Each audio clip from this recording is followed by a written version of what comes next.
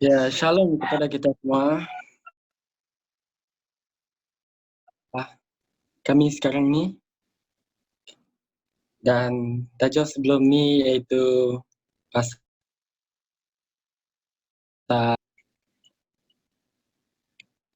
bertajuk The Human Embrace. Pada kali ini ialah Duta Pendamaian yang akan dibawa oleh saudara Gwen.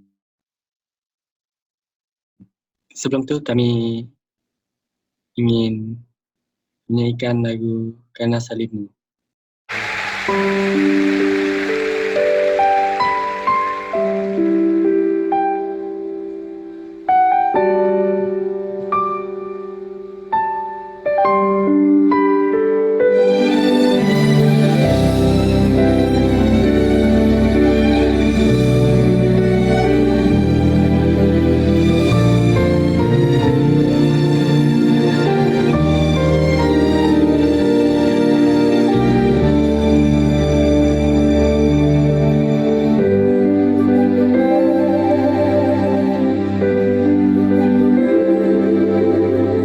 Hanya Kau Tuhan di hidupku, Kau berikan hidup yang baru. Darah-Mu menyucikan, pulihkan hatiku.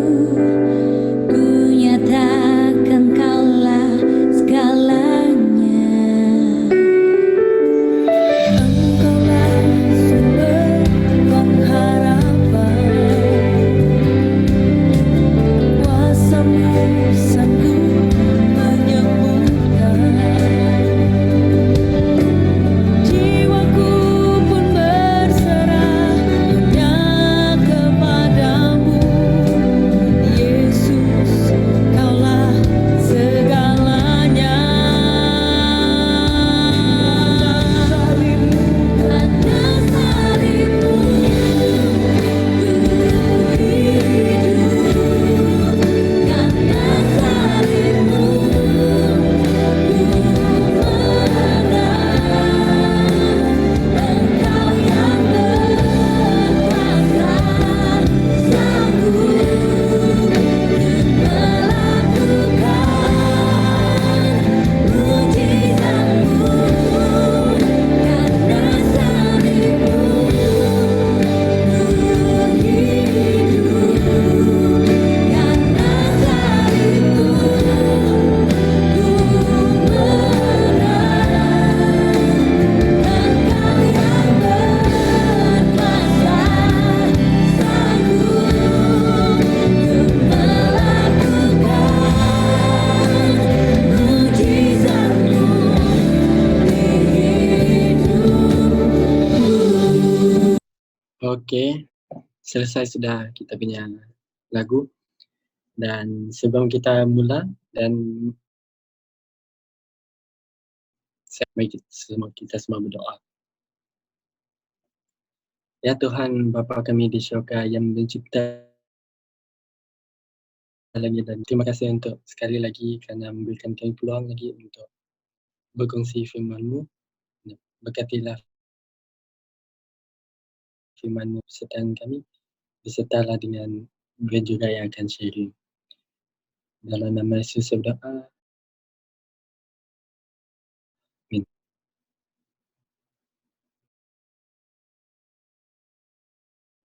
Dipersilakan Gwen. Okey, saya akan bawa pelajaran kelima, iaitu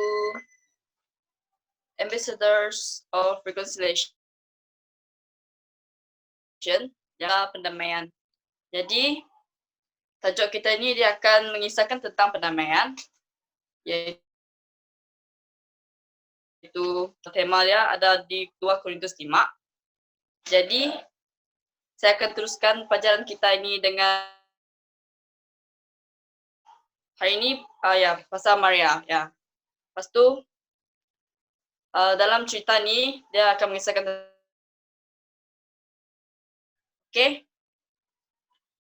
Maria ni dia dipandang sebagai pendosa besar, tetapi Kristus Kristus telah mengangkatnya daripada kehancuran. Jadi, terdapat 7 kali tentang roh jahat yang telah mengawal hati dan mintanya pada masa itu. Jadi, dengan kuasa Tuhan, dia telah disembuhkan. Murid yang setia kepada Tuhan. Jadi, apa yang dia mahu setelah dia sembuh nih, dia mahu meluangkan masa dia untuk dia juga mau belajar untuk hidup dan mengasihi Tuhan seperti mana dia disayangi oleh Tuhan. Jadi, kedua ayat yang hampir sama, yaitu yang mengatakan bahwa Yesus telah mengusir 7 roh jahat. Itu ada di Mark 16 ayat 1 dan Lukas 8 ayat 2. 16 ayat 1 dan Lukas 8 ayat 2. Jadi dalam mengisahkan tentang kebangkitan semula Yesus, di mana Yesus itu dia hidup semula. Dan pada Iwani, dia mengisahkan tentang beberapa orang perempuan disembuhkan dari roh-roh jahat dan Maria yang disebut Magdalena. Dia telah bebas daripada 7 roh jahat. Ke Lukas 10 ayat 38 sampai 42. Jadi Marta dengan Maria. Mereka dua dalam cerita ini merupakan watak utama. Jadi pada masa itu Yesus dengan beberapa orang murid dia pergi ke kampung di mana tempat itu. Apabila mereka tiba di kampung itu, mereka pun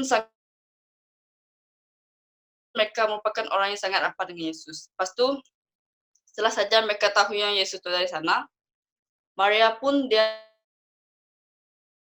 untuk mendengarkan firman daripada Tuhan dan untuk mempelajari ajaran yang disampaikan oleh Yesus. Jadi,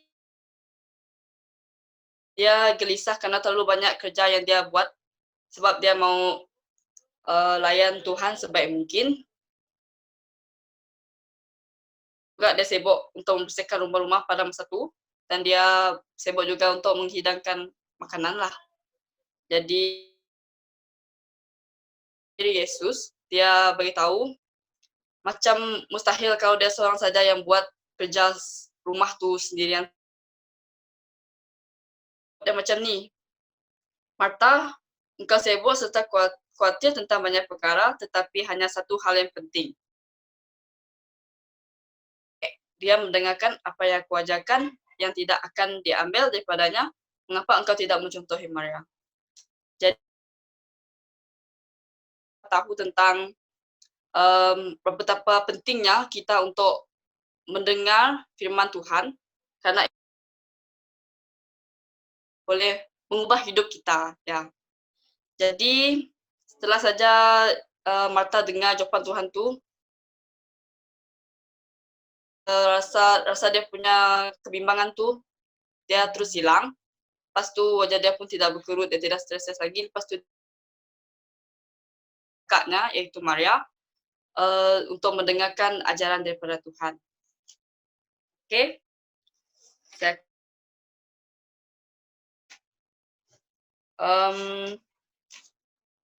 Kita juga boleh buka ke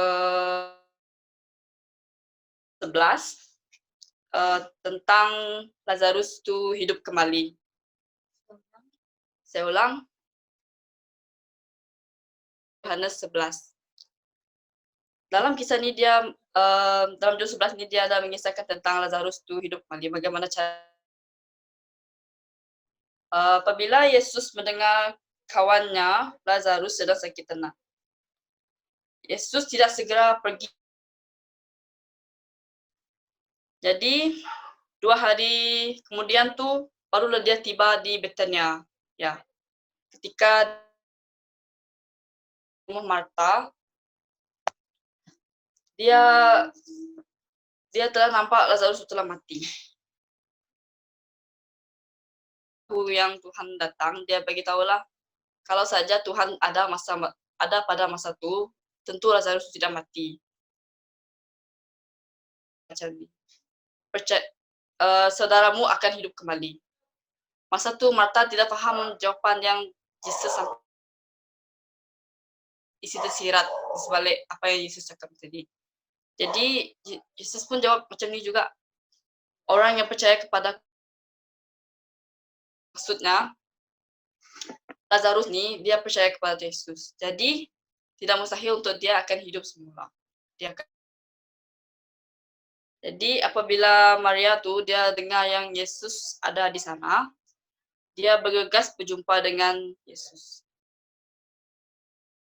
Dan berkata, Tuhan, jika Tuhan bersama kami di sini, dia pasti tidak akan mati. Maria berkata sambil menangis.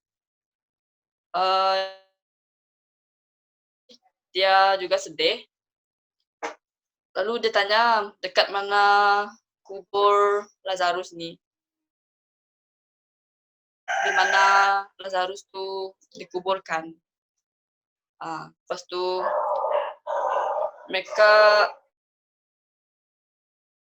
dia cakap sudah 4 hari kan Lazarus dalam tu, maksudnya macam dia tu sudah berbau. Jadi Yesus tu ini. Tetapi Yesus cakap lagi macam ni, tidakkah aku berkata kepada melihat kuasa Allah? Jadi daripada ayat ni kita dapat tahu Allah, kita akan dapat melihat betapa besarnya kuasa Allah. Jadi setelah pintu gua tu dibuka, kemudian Yesus berseru dengan kuat, Lazarus keluarlah. Tiba-tiba Lazarus keluar dari gua, masih dibalut dengan kain kafan. Jadi Tuhan meminta mereka untuk membuka kain kafan tersebut daripada badan Lazarus. Tidak percaya yang Lazarus itu boleh dihidupkan kembali. Jadi apa yang kita dapat, kita mesti percaya bahwa Tuhan akan membantu kita dimanapun kita berada. Lepas tu, jikalau kita pasti akan dibangkitkan semula dan dia pasti akan menyelamatkan kita. Jadi meski dengan Allah melalui kematian Kristus, tetapi setiap orang secara pribadi harus menyerahkan diri mereka Tuhan untuk didamaikan dengan Allah dengan percaya kepada Yesus Kristus. Itu saja. Jadi saya akan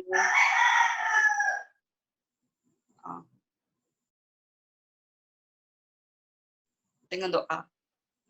Mari saya pimpin dalam doa. Tuhan Bapa kami yang mencipta langit bumi, Tuhan kami ingin berterima kasih kepadamu karena Engkau telah memberikan nafas yang baru kepada kami. Karena kami dapat dengan firman-Mu, kami telah dapat mempelajari pelajaran baru hari ini. Tuhan, agar pelajaran ini kami dapat ingati dan kami akan mengadaptasikannya dalam kehidupan seharian kami, seperti Maria yang sangat kami juga ingin berdoa kepada anggota gereja kami, Tuhan, agar mereka tetap teguh dalam Tuhan, ampunilah dosa kami, Tuhan, dan ampunilah juga orang yang bersalah kepada kami secara sengaja atau tidak sengaja. Kami serahkan doa dan juru selamat semua kami. Amin. Terima kasih.